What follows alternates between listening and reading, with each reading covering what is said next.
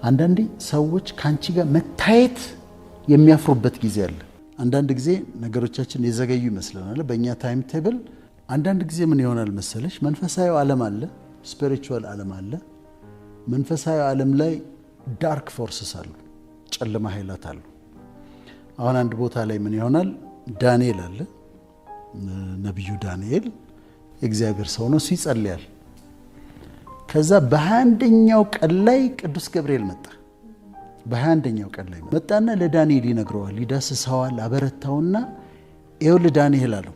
ፓራፍሬዝ አድርጌው ነው። ዳንኤል እንደውም እጅግ የተወደድክ ሰው ዳንኤል ሆይ ነው የሚለው። በጸሎት በመጀመሪያው ቀን the very first day ግን የጸሎትህን መልስ ይዤ ስመጣ መንገድ ላይ የፋርስ መንግስት አለቃ ተቋቋመኛለ። አሁን ያ የዳርክነስ የሰይጣን አለቃ ነው። እሱም የሰይጣንም የራሱ አደረጃጀት አለው እና የሰይጣን አለቃ የፋርስ መንግስት ቴሪቶሪያል ስፒሪት ተዋጋኛለ። ከዛ ቅዱስ ሚካኤል ሊረዳ ይመጣ ይለዋል። ቅዱስ ሚካኤል ሊረዳ ይመጣ። ከሱ ጋር ተውኩትና እኔ ወደ አንተ መጣሁ። አሁን ተመልከች፣ ዳንኤል ጸልዮአል። መጀመሪያው ቀን ላይ ትእዛዝ ወጥቶለታል፣ ይሁንለት ተብሏል። ከዛ ሊሆንለት ሲል ቅዱስ ገብርኤል ይዞ ሲመጣ መንገድ ላይ የፋርስ መንግስት አለቃ ሰይጣን ተቋቁሞታል። የፋርስ መንግስት አለቃው አንዱ ከፕሪንሲፓሊቲስ ካለቆች አንዱ ማለት ነው። እና ሲቋቋመው ቅዱስ ሚካኤል ሊረዳው መጣ። ቅዱስ ገብርኤልን ደስ ይላል እኮ አንድ መንግስት ናቸውና ቅዱስ ሚካኤል ሊረዳው መጣ። ከዛ በኋላ እሱን ሲዋጋለት ቅዱስ ገብርኤል መጣና ነገረው ለዳንኤል፣ በጸሎት በመጀመሪያው ቀን the very first day ትእዛዝ ወጥቶልህ ነበር አለው። ግን ተቋቋመኝ ያለው አዘግይቶታል። አሁን አንዳንድ ነገሮቻችን የዘገዩበት ምክንያት ይሄ ነው። ስፒሪቹዋል ዋርፌር አለ። ይዋጋሉ፣ ከእግዚአብሔር ዘንድ መልስ ሲመጣ ይገዳደራሉ፣ ያስቀራሉ። ማስቀረት ባይችሉ እንኳን ይዋጋሉ። ልክ የእግዚአብሔር መላእክት እንትን አላቸው፣ ሃይራርኪ አላቸው ታውቂያለሽ። ላይ ኪሩቤል፣ ሱራፌል ዙፋናት አሉ፣ ወይም ሴራፊምስ፣ ቼሩቢምስ እና ትሮንስ የሚባሉ አሉ። እነዚህ ሁሉም በዙፋኑ ዙሪያ ያሉ ናቸው። ኪሩቤል የሚያመልኩ፣ ሱራፌል የሚያመልኩ፣ ዙፋናት የሚባሉት እዛ ከዙፋኑ አካባቢ የማይለዩ ናቸው። ሴራፊምስ፣ ቼሩቢምስ፣ ትሮንስ ይባላሉ። 1 2 3 እነሱ አሉ። ከዛ በኋላ ፕሪንሲፓሊቲስ፣ ፓወርስ፣ ዶሚኒየንስ ይባላሉ። ፕሪንሲፓሊቲስ አለቅነት፣ ስልጣናት፣ ኃይላት ማለት ነው። እንደዚህ የሚባሉ ደግሞ ማናውቃቸው መላእክቶች አሉ። ፕሪንሲፓሊቲስ፣ ፓወርስ እና ዶሚኒየንስ አለቅነት፣ ስልጣናት፣ ግዛት የሚባሉ አሉ።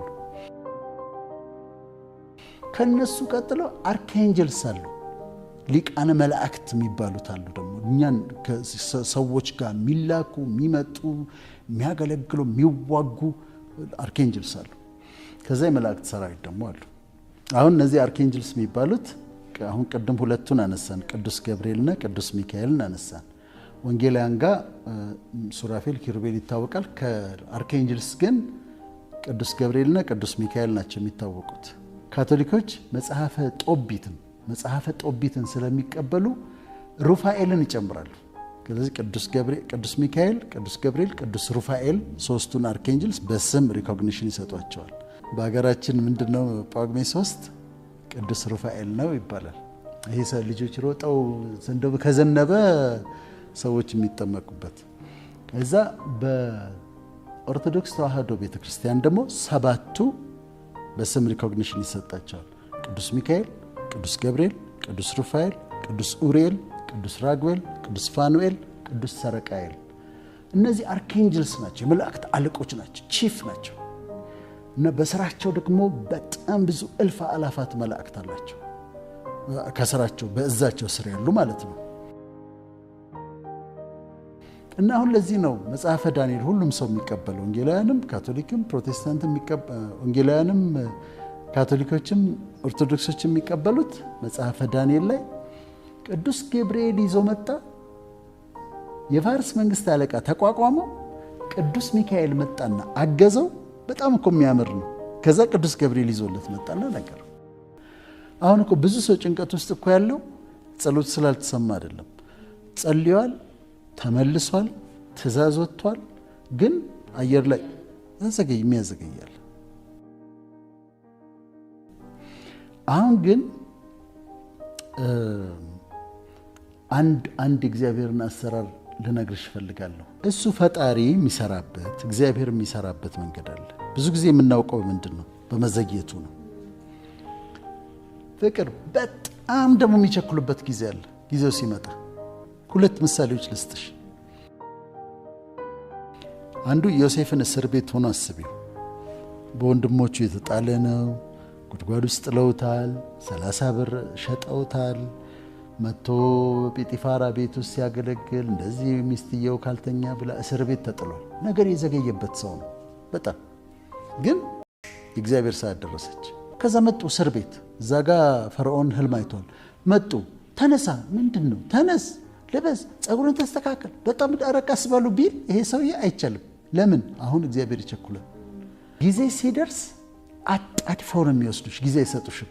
በቃ እሱ ኢትስ ታይም ሲል ይቺ ነች በቃ። እሱ ብቻ እግዚአብሔር ኢትስ ታይም ይበል ልክ ሲል ያጣድፉሻል። ዮሴፍን አጣደፉት።